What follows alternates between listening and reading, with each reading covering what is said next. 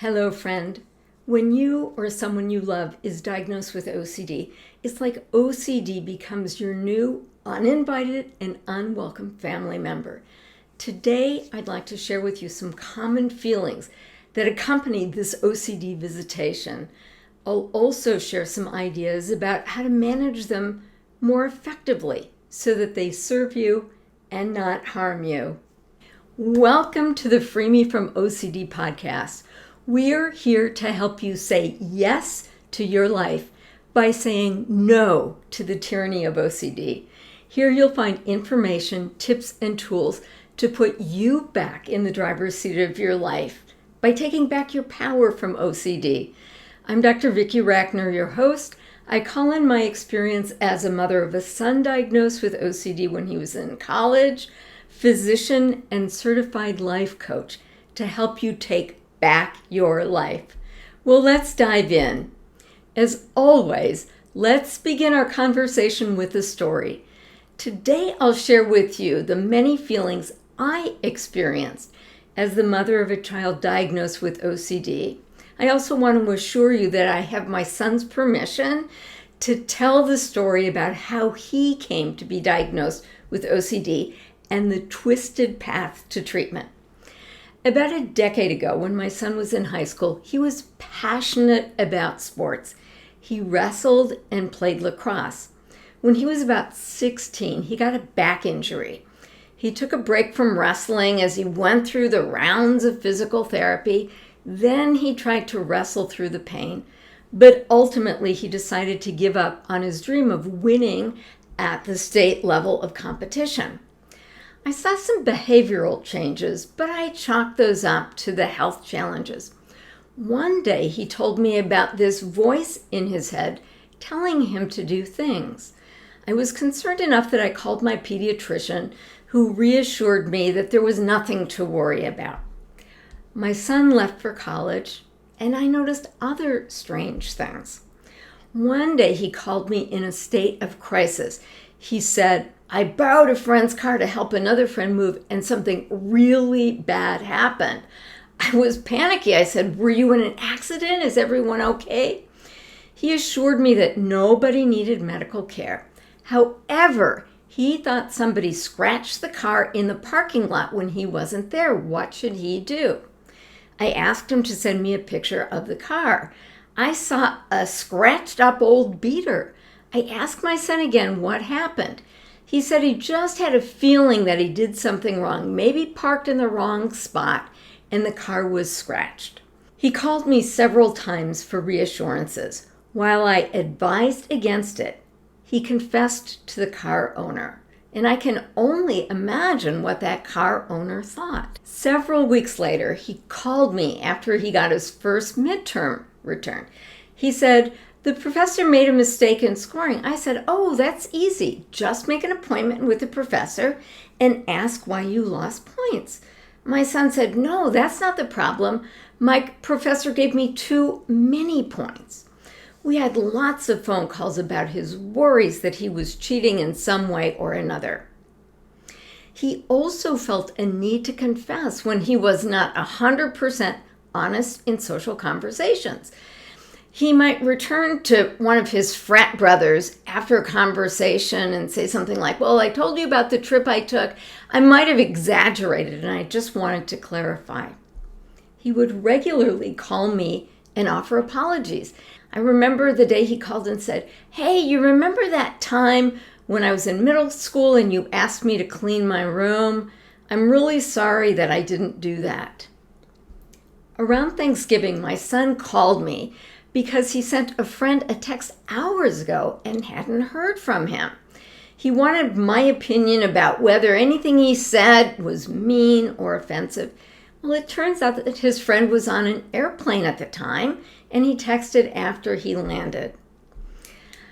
I started getting this tight feeling in my gut when my son wrestled with this inner conflict about who he was or how he interacted with others. I knew he could spend hours ruminating about his reputation. Something was happening. I just couldn't put my finger on what it was. He didn't seem depressed. He didn't seem to have anxiety or even ADHD, but I was worried. I also knew that I tended to overreact, so I tried to reassure myself that he was just mastering social skills he would have learned had he grown up with brothers and sisters. Then, one day, my son casually mentioned that he avoided a bridge on campus because he said that every time he goes over the bridge, he thinks about jumping. Now, he said it with the same casual tone he would use when he told me that he avoids a certain store because the lines are too long. I, however, was in a state of panic. I asked my son if he had any plans to end his life, and he reassured me that he did not. I went to pick him up so he would be safe, and then once he was with me, I made a plan for him to get a complete neuropsych exam. On the basis of the PET scan that was included in this evaluation, his doctors made the diagnosis of OCD. Well, I had a flood of feelings. The first was relief. This thing is real and it had a name. I felt hopeful now that my son had a diagnosis, there was treatment. I also had embarrassment and guilt and shame. What kind of mother and doctor was I that my son had been struggling for years and I had never considered the diagnosis of OCD? I was determined to do everything in my power to help my son. I bought books on OCD. I watched videos. I enrolled in courses. I researched OCD resources on his college campus. I learned what you most likely already know. OCD is a condition in which, for some unknown reason, the brain generates unwanted, deeply disturbing thoughts or images. These are the obsessions in OCD. These obsessions trigger high levels of uncomfortable feelings, and it's usually anxiety or sometimes disgust.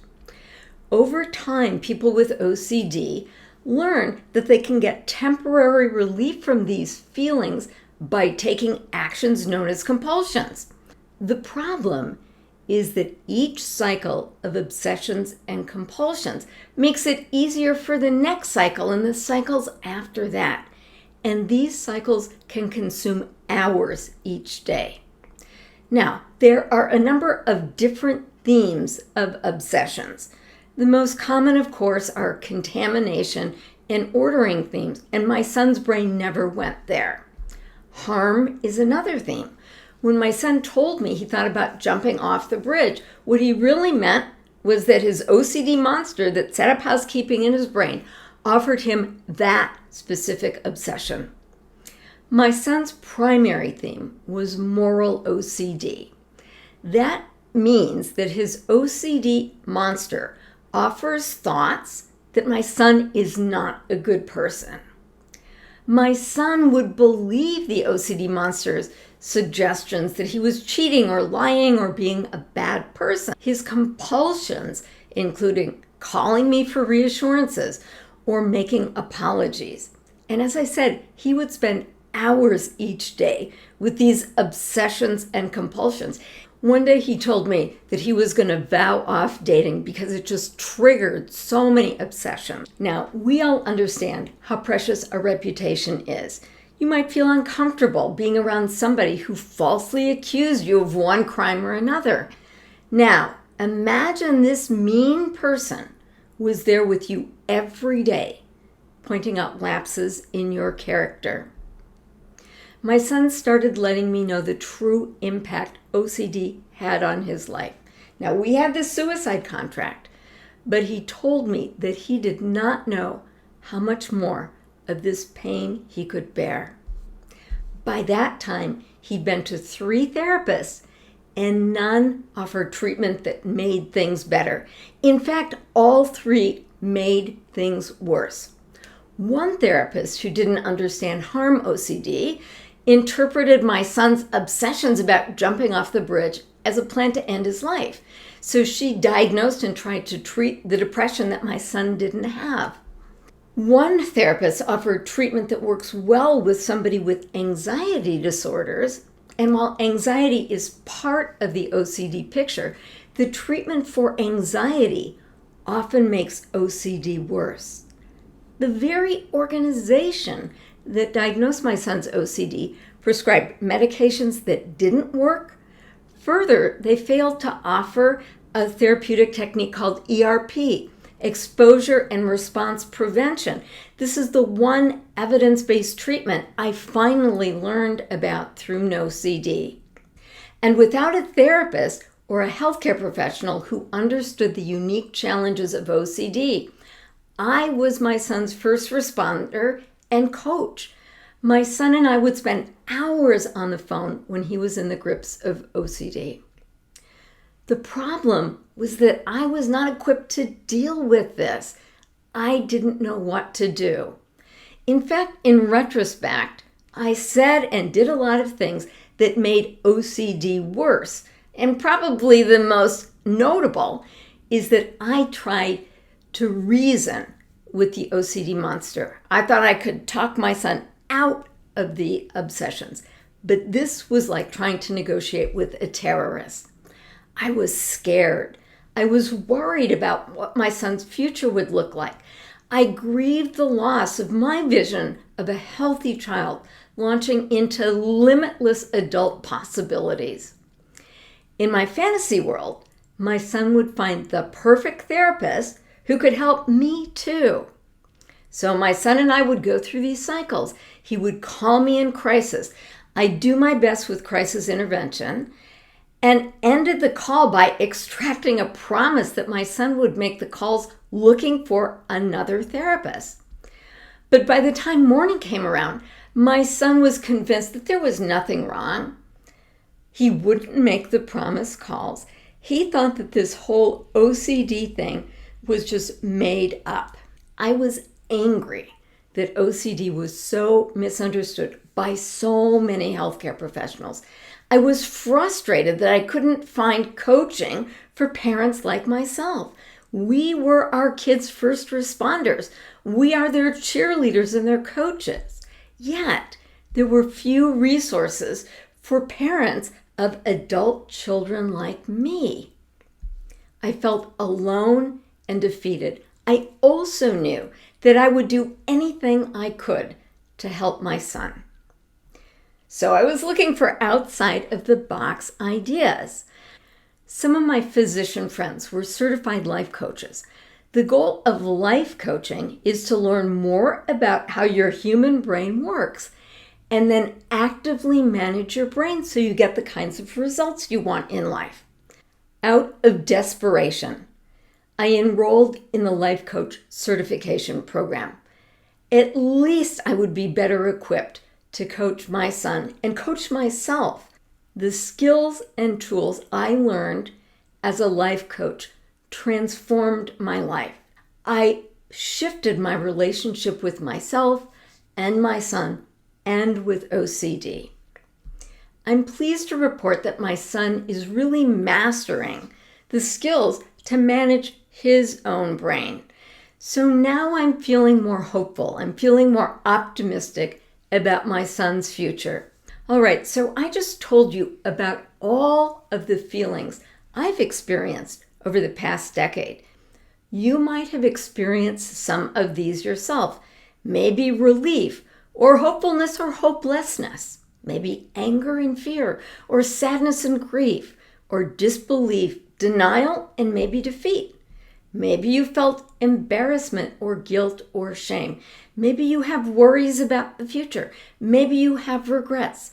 Maybe you feel isolated. You approach your days with a sense of dread. You might feel overwhelmed or confused. All of these feelings are common. If you've had any or all of them, you are completely normal. All right, so here is the major lesson I learned as I became a certified life coach. You might think that your circumstances, in this situation, the diagnosis of OCD, cause your feelings. When we face circumstances we don't like, we have a human tendency to rebel. So I've heard things like, this isn't fair, my child shouldn't have to deal with OCD, or the doctor is wrong, or this must be a mistake. I remember one parent saying, hey, my child eats healthy organic foods, this can't be. Well, I'm going to suggest to you that your thoughts about your circumstances, not the circumstances themselves, create your feelings. Then your feelings shape your actions, and your actions contribute to your results. Sometimes the thoughts that lead to your feelings are below the level of conscious thought, and that's usually why it seems like the circumstances create your feelings.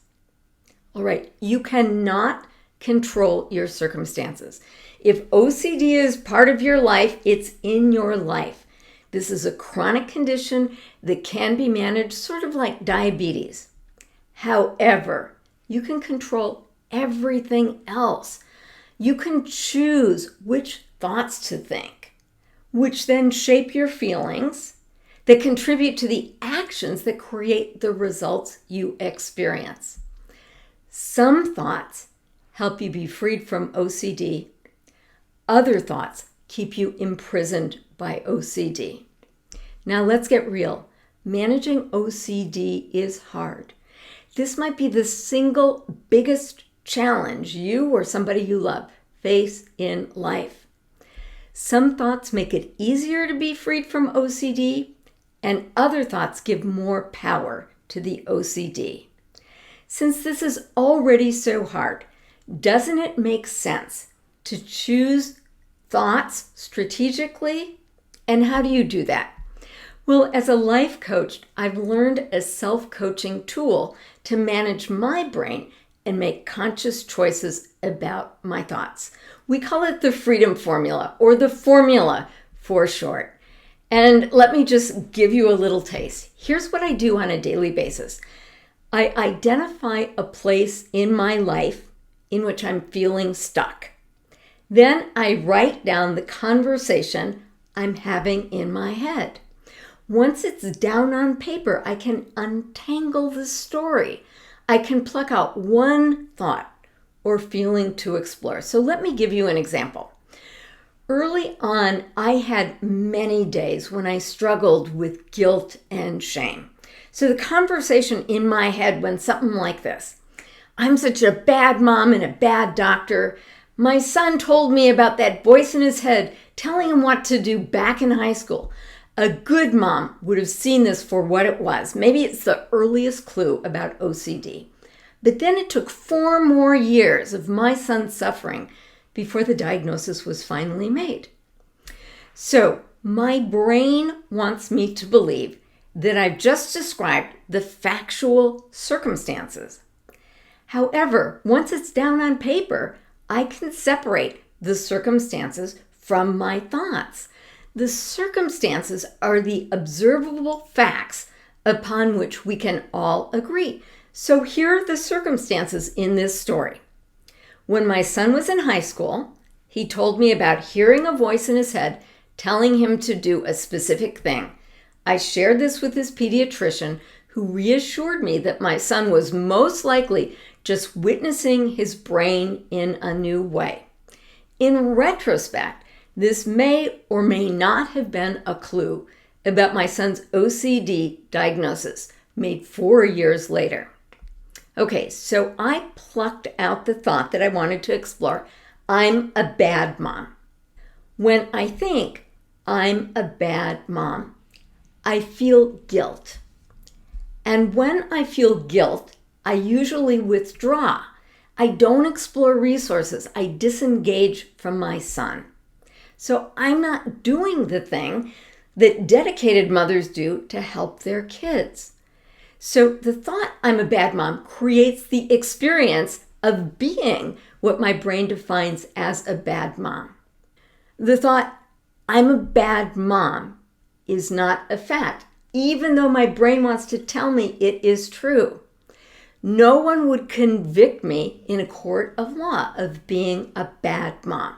That's my interpretation of the circumstances.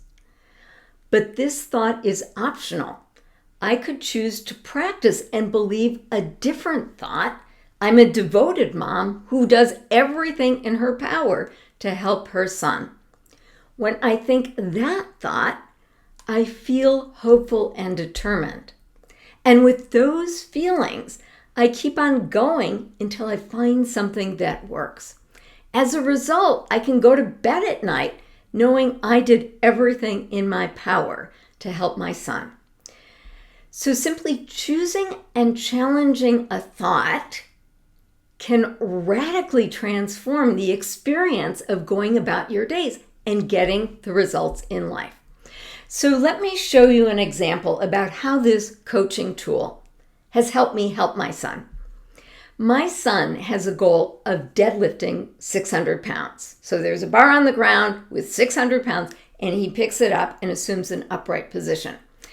He's really serious about this. He's hired a coach, and he has a workout plan.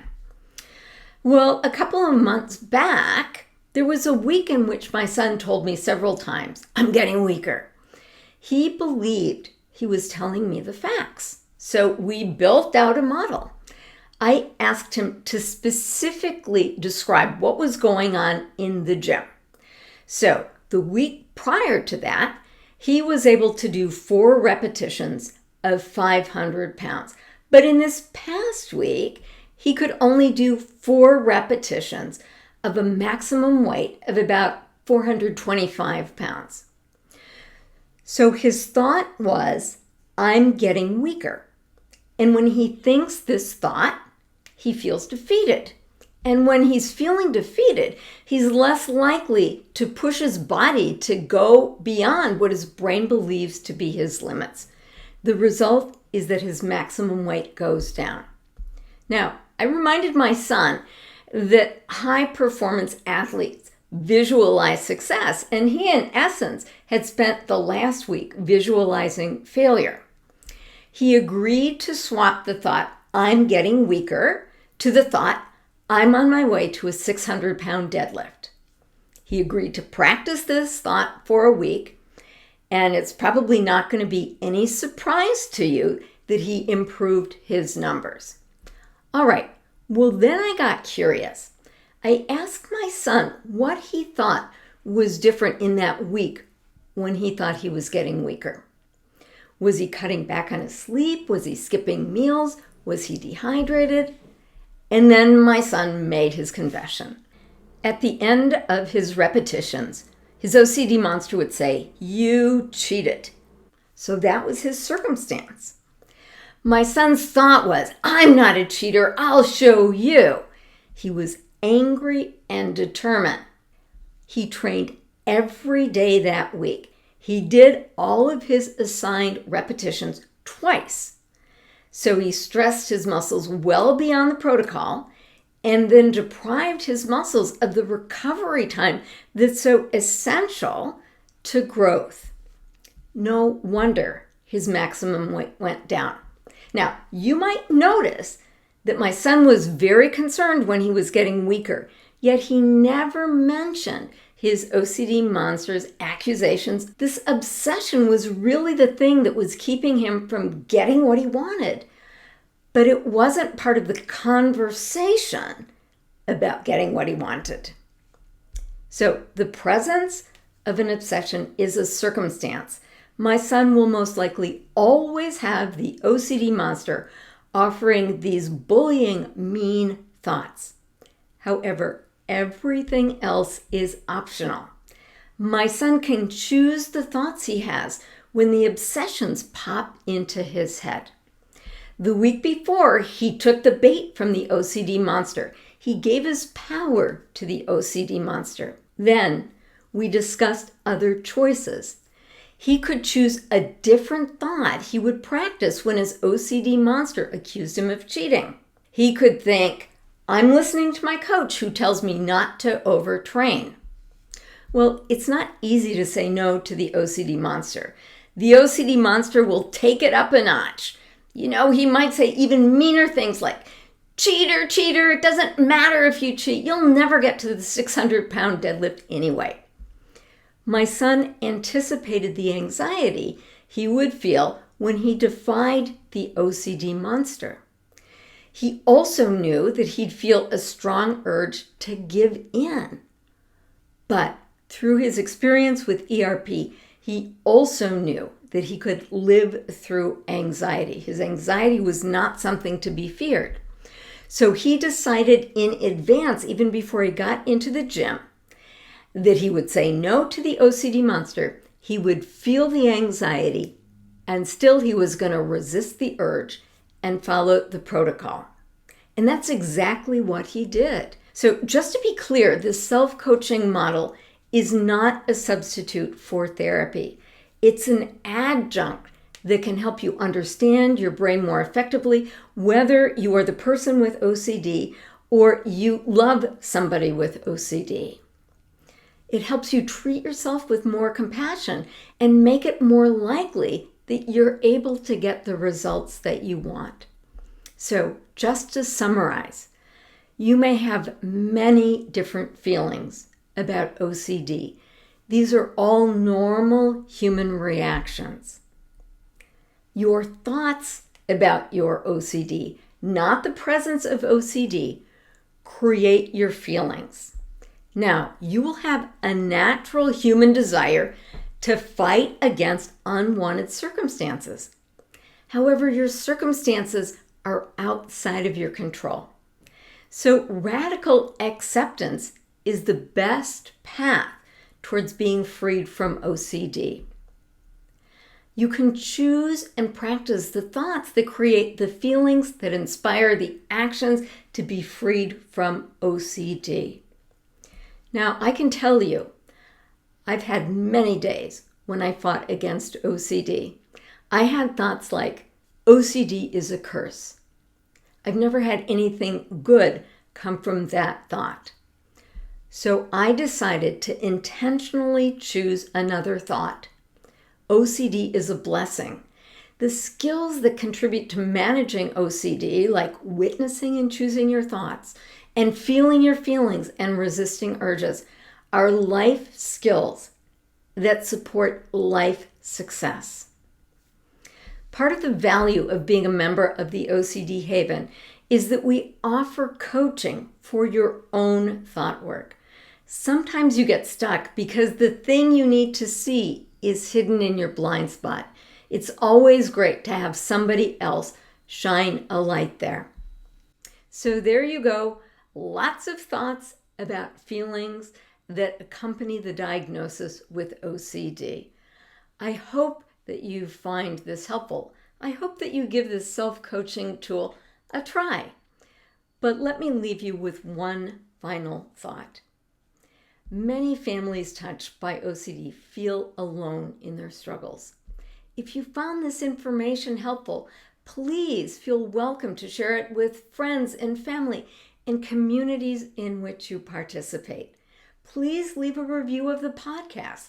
That makes it easier for people who need this message to find it.